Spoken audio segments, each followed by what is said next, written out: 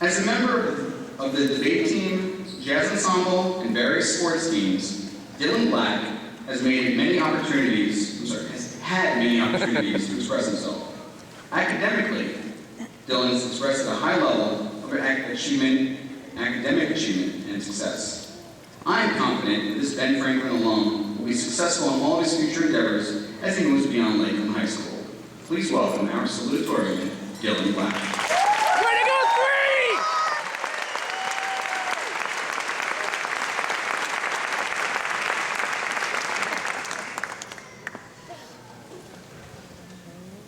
3-2, bottom the sixth.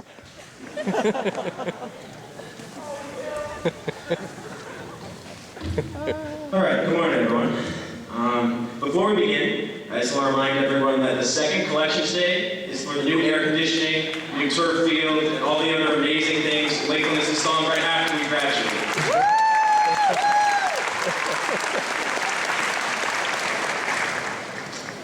I'm truly honored and humbled to stand before you as part of such an illustrious class in Lakeland's history. On this momentous occasion, I had to figure out how to string this speech together. I remember Dr. Stone asked students to send tidbits of information to help write his speech today, and he said I could borrow a few. As long as I tell all of you parents to vote yes on the budget every year, even after you graduate.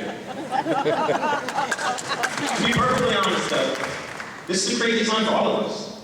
I remember sitting in the sweltering heat over at Copper Beach at 8th grade graduation, not realizing that in the blink of an eye, we would be here today. In particular, though, these last few years have been a whirlwind for our generation. We've seen the development of a student body that went from using yik-yak to a classmate getting on an assassination by standing in someone's driveway in plain sight. When Miss Jurist asked me about my experience at Lakeland, I said I wouldn't change a thing. Going to Lakeland has been like a second home for me, and I feel we are all part of a huge family. I've had the best time and loved it. I've journeyed with some of my friends since kindergarten and been a part of some of the best sports teams and clubs.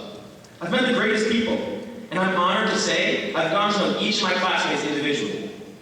I'm best friends with a biology major, a film major, a mathematics major, a music major, a Cornell student, several engineering students, a California student, a student who, whether he knows it or not, will change the landscape of politics in the coming years, a friend who is a true advocate in the fight against cancer, and a Yale student, the first student in 14 years to get accepted from Lakeland.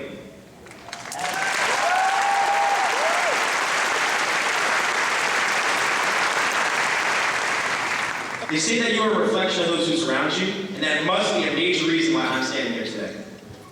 We really are a talented group. We love to talk, to have fun, and especially roast other classmates. So naturally, I feel I should turn to a few of my buddies. Actually, one of Dr. Stone's questions involved driving, so I figured I'd tackle that one briefly. Whenever I want to hang out with friends, I'll have to tell my parents that Elijah's driving, and it's we're all good, I get to go out. When Evan drives, though, we get really frustrated because his big head covers the front windshield, so it's really hard to see where we're going.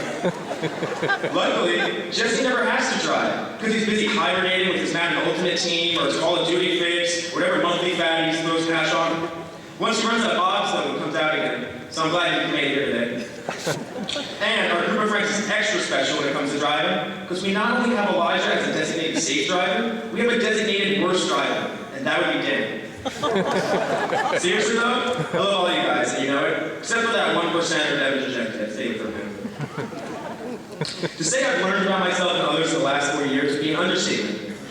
I've discovered that being yourself is important and quite honestly essential. In searching for your passions, do what you want to do, not what others expect you to do. I played baseball for 10 rewarding and amazing years of my life, including playing on great travel teams, along with a memorable championship victory with the 13U Shrub Oak Storm.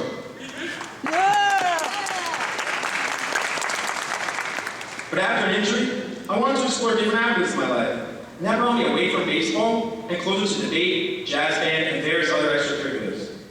My message is this: just because you followed a life path for a while doesn't mean you can't change the direction you go.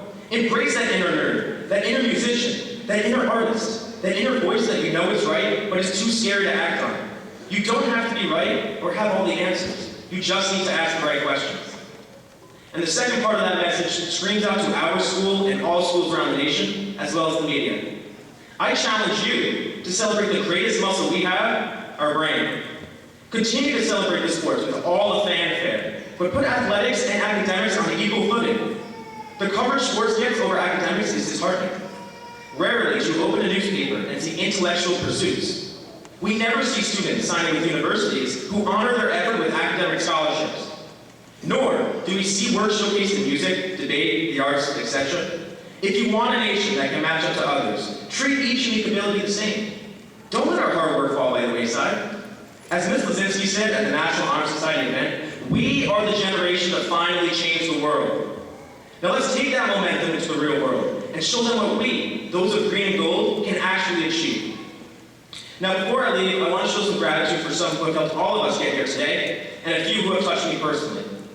I would like to thank Mr. Tresillo for giving me the wisdom to be more invested in this world and to expand my worldview to encompass other entities.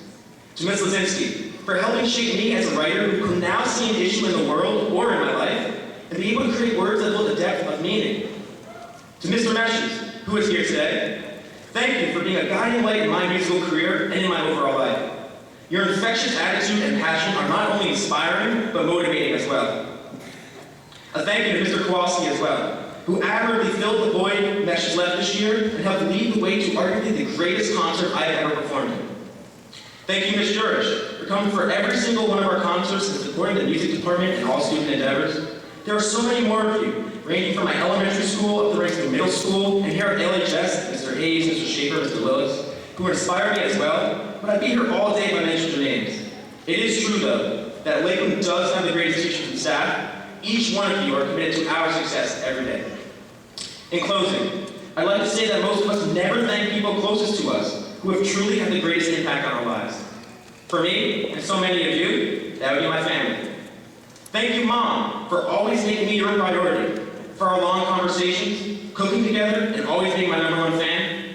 Dad, thank you for showing me what a great dad I will work hard to one day become.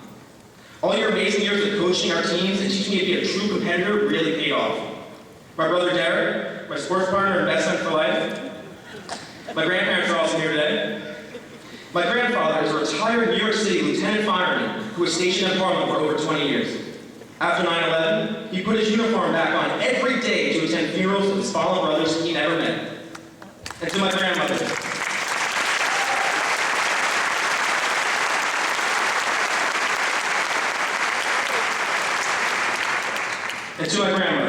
who is without question the kindest human being I've ever met. Thank you.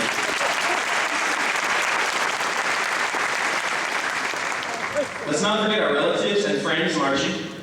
And for some of you, parents who couldn't be here today, or who are not with us anymore, or are looking down from the heavens smiling at your greatness. Remember, there's no place like home, and Lakeland is our second home. Congratulations to the class of 2016. Thank you.